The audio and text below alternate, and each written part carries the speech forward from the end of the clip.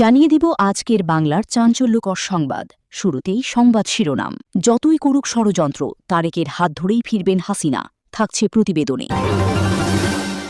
২৬শে এপ্রিল হাসিনা ফিরছেন, পথ সহজ করে দিলেন তারেক রহমান, থাকছে প্রতিবেদনে।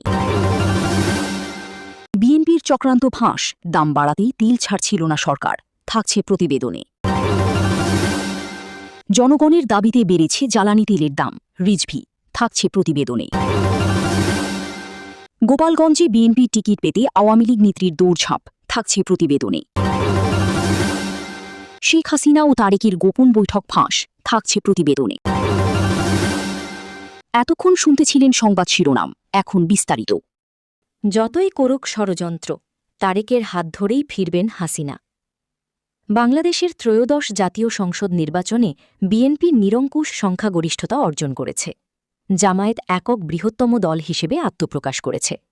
তারেক রহমান প্রধানমন্ত্রী নির্বাচিত হয়েছেন। বাংলাদেশের জাতীয় রাজনীতির দৃশ্যপট বদলে যাওয়ায় সেই বহু চর্চিত প্রশ্ন ঘুরতে শুরু করেছে, আওয়ামী লীগ সুপ্রিমো কি দেশে ফিরতে চলেছেন? তারেক রহমান কি তার ঘরোয়াপসির ব্যবস্থা করছেন? হাসিনা কিন্তু দিল্লিতে থাকাকালীন একাধিকবার বলেছেন তিনি দেশে ফিরতে চান, ফিরতে তিনি বদ্ধপরিকর। সেই সময় বাংলাদেশে তদারকি সরকার। আন্তর্জাতিক অপরাধ ট্রাইব্যুনাল তাকে মৃত্যুদণ্ডে দণ্ডিত করেছে। এই রায় মাথায় নিয়ে তিনি দেশে ফেরেন কিনা সেই প্রশ্নটাও কম গুরুত্বপূর্ণ নয়। তবে বিএনপি ক্ষমতায় আসায় বাংলাদেশে একটা পরিবর্তনের হাওয়া বইতে শুরু করেছে। কিছুদিন আগে তারেক রহমানকে একটি গণমাধ্যমকে দেওয়া সাক্ষাৎকারে জানিয়েছিলেন তিনি কোনো রাজনৈতিক দলকে নিষিদ্ধ ঘোষণার পক্ষপাতী নন। তিনি কিন্তু সুস্পষ্টভাবে আওয়ামী লীগের কথা বলেননি। যদিও তার এই বার্তা থেকে নানা মহলে গুঞ্জন উঠে, তারেক এবং বিএনপি নেতৃত্ব চাইছে জাতীয় রাজনীতিতে ফিরে আসুক আওয়ামী লীগ। ভোটের ফল ঘোষণার পর কয়েকটি বিষয় কিন্তু চোখে পড়ার মতো।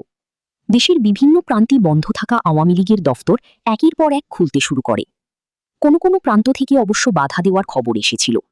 বাধা এসেছিল প্রশাসনের তরফে। তারেক সরকারের তরফ থেকে প্রশাসনকে এই বার্তা দেওয়া হয় যে কোনো রাজনৈতিক দলের ক্ষেত্রে সরকার দমনপীড়ন নীতি সমর্থন করে না। যেটা আরও বেশি করে সকলের নজর কেড়ে নিয়েছে তা হল সংসদে তারেক রহমানের ভাষণ। প্রধানমন্ত্রীকে বলতে শোনা যায়, শেখ মুজিব কেবল একটিমাত্র দলের নেতা ছিলেন না, তিনি ছিলেন এই ভূখণ্ডের অন্যতম প্রধান সংসদ সদস্য। তিনি ছিলেন গণতান্ত্রিক আন্দোলনের পুরোধা। তারেক বলেন, বাংলাদেশের সংসদীয় রাজনীতির সূচনায় শেখ মুজিব একজন সংসদ সদস্য হিসেবে যে ভূমিকা পালন করেছিলেন তা ইতিহাসের অবিচ্ছেদ্য অংশ। আমাদের উচিত ইতিহাসের সত্যকে সাহসের সঙ্গে স্বীকার করা। এখানেই শেষ নয়। তারেক আরও বলেন, জাতির পিতা হিসেবে বঙ্গবন্ধুর অবস্থানকে দলীয় সংকীর্ণতার ঊর্ধ্বে রাখা প্রয়োজন। শপথগ্রহণ অনুষ্ঠানে তারেক জিয়ার মুখে বঙ্গবন্ধুর প্রশংসা শুনে অনেকেই বিস্ময় প্রকাশ করেছে। রাজনৈতিক বিশ্লেষকদের মধ্যে ব্যাপক চাঞ্চল্য তৈরি করেছে। দীর্ঘ কয়েক দশক ধরে বাংলাদেশের প্রধান দুই রাজনৈতিক দলের মধ্যে আদর্শের একটি দেওয়াল ছিল। এই বক্তব্য সেই দেওয়ালে বড় ধরনের ফাটল ধরিয়েছে বলে মনে করছেন রাজনৈতিক বিশ্লেষকেরা। বিএনপি শীর্ষ নেতৃত্ব থেকে বঙ্গবন্ধুর এমন অবদানের কথা স্মরণ এবং তার অবদানকে স্বীকৃতি সাম্প্রতিক অতীতে কেন কোনো বিএনপির চক্রান্ত ফাঁস, দাম বাড়াতেই তেল ছাড়ছিল না সরকার। ট্যাঙ্কারে তেল উপচে পড়ছে, কিন্তু পাম্পে পাওয়া যাচ্ছে না। দেশীয় কোম্পানিগুলোর কাছে পেট্রোল ও অকটেনের পর্যাপ্ত মজুদ থাকলেও রহস্যজনক কারণে তা গ্রহণ করছে না সরকারি সংস্থা বাংলাদেশ পেট্রোলিয়াম কর্পোরেশন বিপিসি। অভিযোগ উঠেছে জ্বালানি তেলের দাম বাড়িয়ে জনপকেট কাটার দীর্ঘমেয়াদী চক্রান্তের অংশ হিসেবেই সরকার পরিকল্পিতভাবে এই কৃত্রিম সংকট জিইয়ে রেখেছিল। অনুসন্ধানে জানা গেছে দেশে পেট্রোল ও অকটেনের মোট চাহিদার প্রায় ৭৫% পূরণ করে স্থানীয় ৫টি প্রতিষ্ঠান। এর মধ্যে সবচেয়ে বড় সরবরাহকারী বেসরকারি প্রতিষ্ঠান সুপার পেট্রোকেমিক্যাল পিএলসি ট্যাঙ্কারগুলো এখন তেলে টইটুম্বুর। কিন্তু বিপিসি গত ৮ এপ্রিল এক চিঠিতে তাদের কাছ থেকে তেল গ্রহণে অস্বীকৃতি জানায়। সুপার পেট্রোকেমিক্যালের প্রধান নির্বাহী কর্মকর্তা প্রণব কুমার সাহা জানান, এপ্রিল মাসে ৩৭,০০০ টন তেল সরবরাহের জন্য তাদের প্রস্তুত থাকতে বলা হলেও শেষ মুহূর্তে বিতরণ কোম্পানিগুলো তেল নেওয়া বন্ধ করে দেয়। একদিকে দেশীয় অকটেন মজুতের সক্ষমতা ৫৩,০০০ টন ছাড়িয়ে বর্তমানে ৫৫,০০০ টনে দাঁড়িয়েছে, অন্যদিকে সরবরাহ রেশনিং করে বাজারে আতঙ্ক ছড়ানো হচ্ছে। বিশ্লেষকরা বলছেন, দাম বাড়ানোর ক্ষেত্র প্রস্তুত করতেই এই কৃত্রিম সংকট তৈরি করা হয়েছে। আজ রোববার থেকে সেই চক্রান্ত বাস্তবে রূপ নিয়েছে। এক লাফে জ্বালানি তেলের দাম আকাশচুম্বী করা হয়েছে। অকটেন প্রতি লিটার ১৪০ টাকা, ২০ টাকা বৃদ্ধি।